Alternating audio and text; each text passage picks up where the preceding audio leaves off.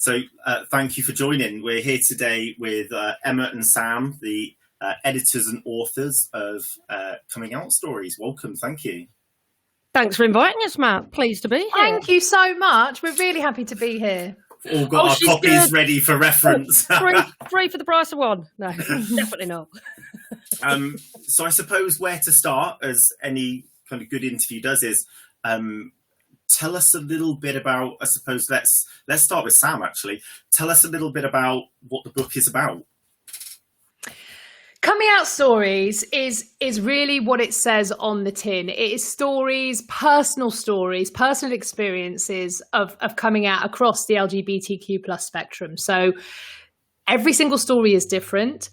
None of these stories are kind of created to fit any agenda. We just went and spoke as part of our podcast, Coming Out Stories, to hundreds and hundreds of queer people all over the world, actually, and got their honest experiences of what it was like for them coming out. So it is a book that is full of so many different stories. They are all completely different. I know this is such a cliche, but you really will laugh at a lot of them. Yeah. There are times... And cry. You will cry. We did send it to a friend of ours who's a kind of a big, your kind of archetypical boy's boy, man's man. And he said, and he spoke to us, didn't he, Chris, Emma, and he said, do you know what? You told me I'd cry, and I thought, I'm not going to cry. He said, page 43, sobbed like a baby. I think we're responsible for making so many people cry this February. You know? Yeah. But ultimately, do you know what? You'll feel uplifted. You'll feel uplifted. You'll feel inspired, and I think you'll feel a more connection with people than perhaps you hadn't before. Especially if you're not part of the LGBTQ plus community. Perhaps you don't really think you know anybody gay or know anybody trans or non-binary, and you kind of have seen just the labels in tabloids and the like. You'll realise reading this that we're all just human beings. So I'm really proud and I'm so thankful for everyone for taking part. Yeah, and as you said, we interviewed so many people. I mean, one of the hardest parts of putting the book together really was just choosing what the hell we were going to put in the book, because we'd interviewed that many people. How do you narrow it down and just put, I think there's 27 in the book, isn't there? So narrowing it down was like sort of trying to choose between our favourite children, really. It was like, oh, but that one's really good, but that one's really good as well. We really like that person and that person's story. Yeah. So yeah, it was really hard, but it was really important for us to really show that broad spectrum. And some of the nicest compliments I've had in the last few weeks since the book's been out is people going, you've done an amazing job at getting people from all different cultures, religions, faiths, backgrounds, classes, do you know what I mean? Yeah. And across the LGBTQI plus spectrum. And it doesn't feel like it's a real effort and it's been shoehorned in. It was just genuinely, these are our favourite stories and they happen to be a broad spectrum of our community. Yeah, definitely. I think that was one of the things that excited me just from flicking through, because again, what they won't know until they first read it is at the start of every story, you've got a little bio about that person and some of their pieces. So it might say that they're an Indian Muslim male living in, or it's a trans male or a trans female. So it gives you a little bit of info as we're going into it. So even just flicking through it, I was able to see such a huge diverse community of our community in there, and that was really, really great from my side of it. And what's nice about those little snippets as well, and we found the same with the podcast actually, people just can dip in and go to the one that they identify with the most. So they'll go, oh wow, I'm a young trans guy, no one's really lived my experience, but I'd love to hear someone else's experience, and because I've never heard anyone else tell their story. So they'll jump in and read that story first, and then hopefully come back and read all the rest of the stories as well. Yeah, well, I think when we spoke on the phone, that was one of the things that I already knew I was going to enjoy about it, and something I said, and I've had to read it early to an extent. I said I was going to read it throughout February because I love a book that you can dip in and dip out of, and I can just read 7 or 8 pages of that story and I'm done. And then later on, I can chop back another 4 or 5 days later, where some other books you feel that you either have to invest that week or 3 or 4 days into it to get through it. Where this I just realised it is the perfect February book. Read all the introductions on day one, then you've got 27 days left. The story every day. Sorted. Well, there's a bit too late. You haven't started. I was going to say you'll have to double up at the moment, though. You've spoken through the importance of that diversity in our community. Is there any bits there that you you had to keep out of the book, because I mean lots of the stories are very positive, or should I say they have more of a positive ending, which I think is a really nice theme throughout the book. There are some tough subjects in there, but was there somewhere you thought, actually, if this is a coming out story and we want people who maybe are waiting to come out or wanting to come out, we want to keep it in a positive, or as much in a positive tone, to encourage them that it's a safe space, that your life goes on and it's not the end of things? Were there pieces there you had to think carefully about putting into the book? I don't think there was any story that we chose not to feature for any reason except space. That was it. I mean, as you've said, some of the stories in this are really distressing. There are people who did, unfortunately, lose a relationship with their parents or their extended families or their communities or whatever it might be. But I think what we found from doing the podcast for the last 2.5+ years, gosh, even more than that now, isn't it? But for the last several years, is that actually, however dark someone's future can seem and however difficult the process is that they go through, there is always a beautiful light at the end of it. And that sounds a bit soppy, but actually there is not a single person who, I think we can say, Emma, that we've spoken to at all who've said, and then everything was awful and it was awful forever. I mean, the fact is we can't control other people's reactions. We can't. And so there were times when people had a really tough time, but actually then they found, what Emma said, Moping calls their logical family, and they found their own community, and they found love and a partner and a relationship, and they found themselves. So I don't know about you, Emma, but I would say genuinely it's positive because everyone we've spoken to has eventually had that experience. Absolutely. I mean, maybe if I'd sat down and interviewed Enoch the day after he came out of a summer being spent in conversion therapy in America, he might have said, my life isn't worth living, it's awful, I can't see a way forward. And yet he moved to LA, moved to Hollywood, got a boyfriend, settled down and lived his best life, and now has his own brilliant alternative family around him. He doesn't speak to his real family, unfortunately, but he's found people around him. And that's the story that is told again and again and again. People have been to the pits of despair. They really have. They've dealt with their gay shame. They've dealt sometimes with homelessness. If you read Oscar's story, Oscar was homeless a couple of times, street homeless, and, had a really, really tough time of it, and a tough time of dealing with mental health. But, has gone on to be like a huge role model for the trans community, I think, and just, really standing up for their rights and living a good life. Yeah, definitely. And I think you've touched on what I felt was a very common theme in there, because probably throughout the story 7 or 8 times it picked up about the family I now have.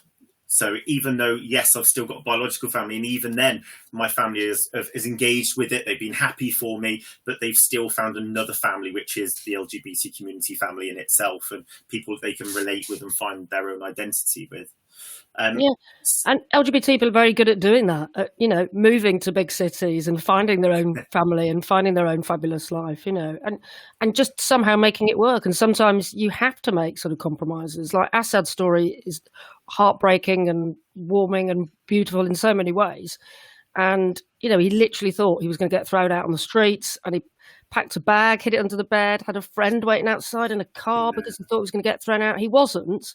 And he did go on to marry the love of his life, and he's now got a husband and he's very happy, but his family still don't come to the wedding. So, there's still payoffs sometimes. Of course. Yeah, absolutely. So how much influence did you have within the shape of their stories? Because something, and I absolutely loved this, at the end of each story was a positive dialect. So things will get better. This is what I've got now. The ending was beautiful. Did you give guidance on shape to say, we want to know the story, but we want you to express where you are now and where that story finalized?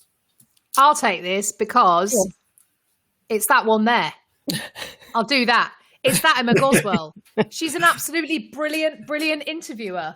And, we connect with people, and then Emma would sit down, either in real life, do you remember when we could do that? Oh, God, or for the last 400 years, as it seems, on Zoom or whatever, and have a conversation with them.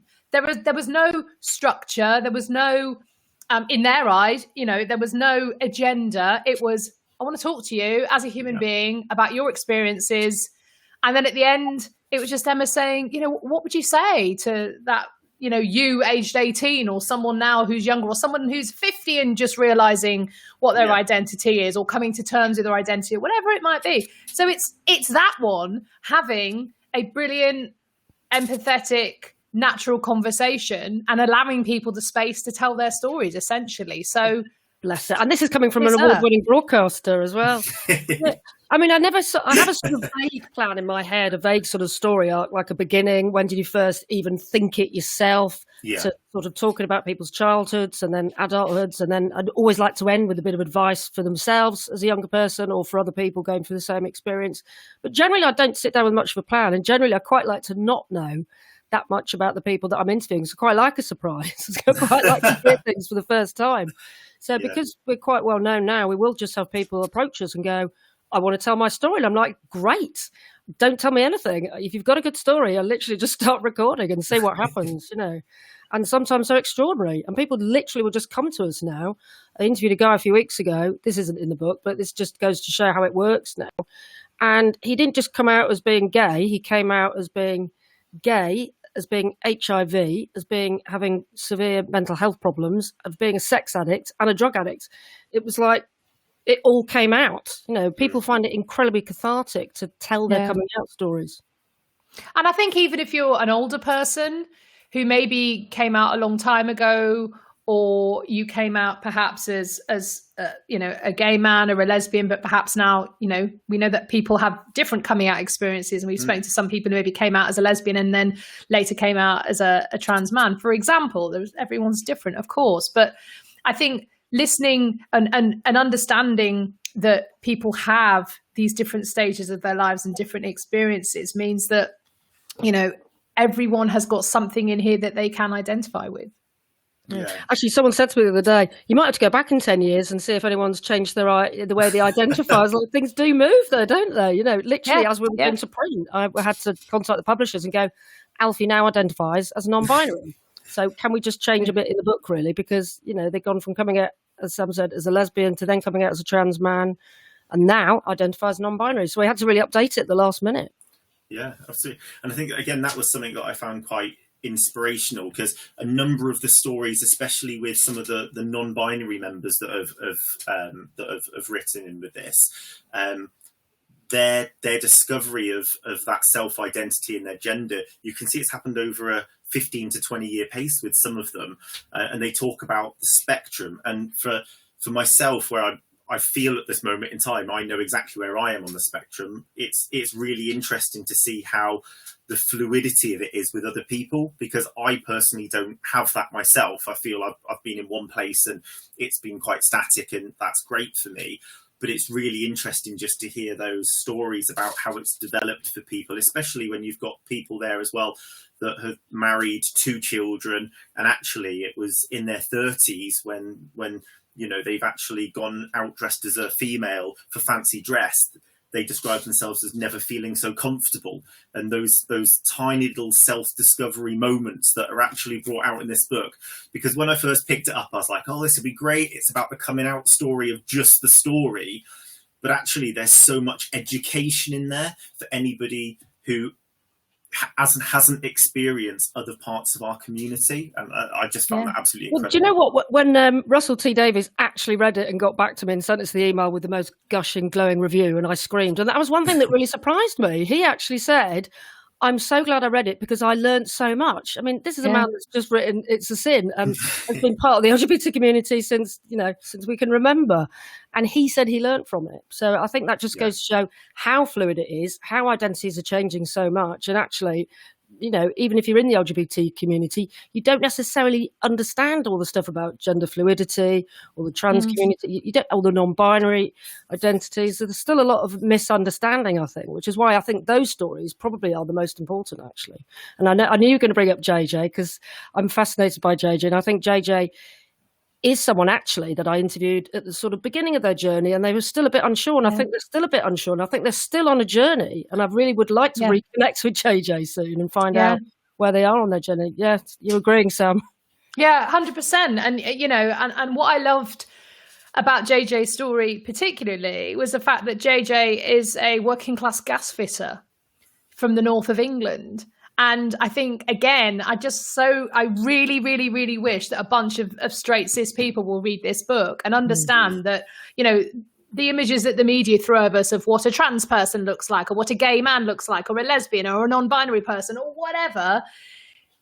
No, you're just telling me about one person you happen to have interviewed. This one person doesn't stand for the whole community. Of course not. And so, you know, you think of someone who perhaps is gender fluid, and you think, oh, it's, you know, one of those actors or one of those pop stars or one of these crazy creative people. And, you know, again, this is just an image that's put forward by the media. And there's JJ, is a gas fitter going out every day putting people's gas central heating in.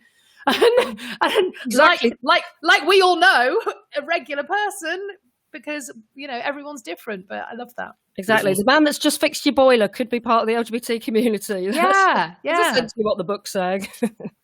But again, it's that interesting thing of, I don't know how to word this right, but you never know what goes on behind closed doors, and it's that zero judgmental piece, isn't it? For it could be happening to anybody. Anybody could be going through that self-discovery, and it could be on a tiny spectrum, or it could be on a massive swing.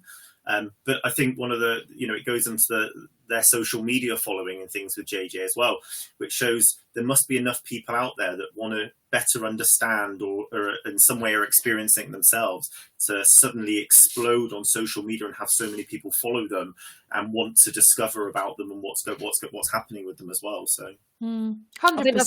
JJ is such a beautiful boy, isn't he? And such a beautiful woman. And I know. He's so stunning, and he just does it, or they just do it so well whenever they choose to identify as a woman. And I think there's so many people in the community that would love to look as amazing as JJ, and I think that's probably part in the world, part of their following. Whether they're presenting as a man or a woman, you're like, wow, you're a 10. I know, 100%. I think you know, you made a really good point then, Matt, when you were saying that it's about just having a think about what perhaps someone else is going through.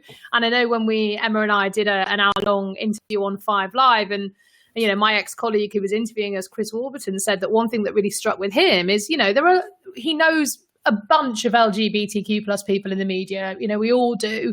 But he said, it never occurred to me that some of those people I've been sharing a desk with might have ever gone through any of this. He said, because, you know, anyone, it's a very inclusive, supportive place, generally working within the media. And he said, it never occurred to me because I didn't ever have an issue with anyone's gender or sexual identity. Yeah. But it never occurred to me that even though everything was fine at work, that perhaps they were going through really tough times elsewhere. And so that kind of, again, it's opening eyes of just realizing that, well, you might be fine with someone, you know, presenting in a certain way, but actually that doesn't mean they're having a really easy time of it everywhere. I think that's really important to remember. People are very good at closing the doors and hiding, you know. I think vulnerability is frightening to share, isn't it? Yeah, and especially the book talks about the hiding of the shame as well. The amount of people that talk about shame with family, shame through the religion, you know, and all religions as well. So the multitude of backgrounds that we've got within the book that then touch upon that is enormous as well, isn't it? So incredible. So what's the next steps then with this? You've just spoken about, I might need to follow up with certain stories there and go back. I mean, obviously that's going to be later down the line, but I know you said you're talking to some schools about it. I mean, it's taken off so well with us, so I can only imagine it's doing absolutely fantastic out there. Well, that's the aim is to do exactly what Russell T Davies said and achieve his goal, which he said, I would like this book to be in every school and every home, because wouldn't that be fantastic? Because, you know, what I see at the moment on Twitter is a lot of, you know, gay men buying it and saying it's brilliant, which is fantastic. And I absolutely am bowled over with all the compliments and all the great reviews that we've had. But actually, I'm more excited when I get a message from someone straight saying, I bought this for my school, or I've bought this for my daughter, or I bought this for my son. I'm like, that is what I want to happen, really. I would love it to just be absolutely everywhere and just be on the curriculum or just in every school library so that every young person can read it, really. Yeah. I sent a copy. Yeah, I sent a copy to my friend's 13-year-old son who came out as bisexual in the summer last year. And she struggled a bit with it just because I think, number one, it's thinking of your child as having any sort of sexual, you know, it doesn't matter if they're gay, straight, whatever. You just kind of think, oh, my baby, how can they be thinking about a girlfriend or a boyfriend? I think that's the main reason I think that why she had a little bit of a struggle about it. But I sent it to him, And he just came downstairs to her the other day and sort of clutching it, and he went, "Mum, this book is amazing." And that for me just made me cry, that this 13-year-old boy was just going, I now feel so much more at peace with who I am, and I understand more about this amazing community that's going to be out there when he's eventually allowed out, because he's only 13. He's not going to the pub yet. But you know, and I, you know, he messaged my daughter actually because they're friends, and I said, well, I will send a copy to his school. I would love his school to have this, because I'd love for all kids, whatever their identities are, to just read it and learn a bit more about the world around them, really.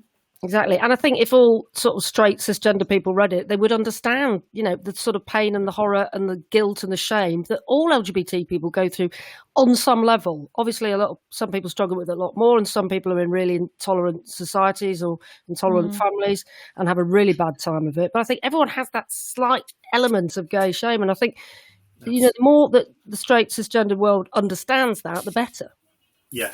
One thing, because you talked about like the shame there, one thing I noticed, and correct me if I'm not right with this, is there's 6 people, queer females, who could possibly identify as lesbian.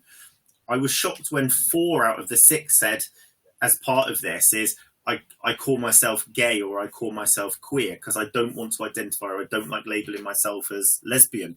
That was something as well that I thought, oh, interesting. Like, is there still some synamic shame there that's holding us back within ourselves from just identifying with the word? I hadn't looked at the stats that closely, actually. I didn't realise it was 4 out of the 6, but I do remember certainly talking to a lot of women who just hate the word lesbian. It's just that I don't know what it is. I don't know why. Behind a word, isn't it? I probably would often always say that I'm gay. I'm quite happy to say that I'm a lesbian, but I certainly went for years of just saying I'm gay and hating saying the word lesbian. And I don't know what it is, but it's lesbophobia, isn't it? It's some association with the word which has always been negative, really. So yeah, and it's interesting though how many, and a lot of people came out as bisexual before then, in later years, going, "Who am I kidding?" And I think a lot of that was to make parents feel a little bit better, because maybe some parents struggled with that, and other times it was perhaps they did feel an attraction to another gender, but then realized that actually they only had that loving romantic relationship with someone of the same gender. We definitely found that as well. Someone said, "Oh, you know, I might fancy a boy, but I'm never going to marry him, so I don't consider myself, you know."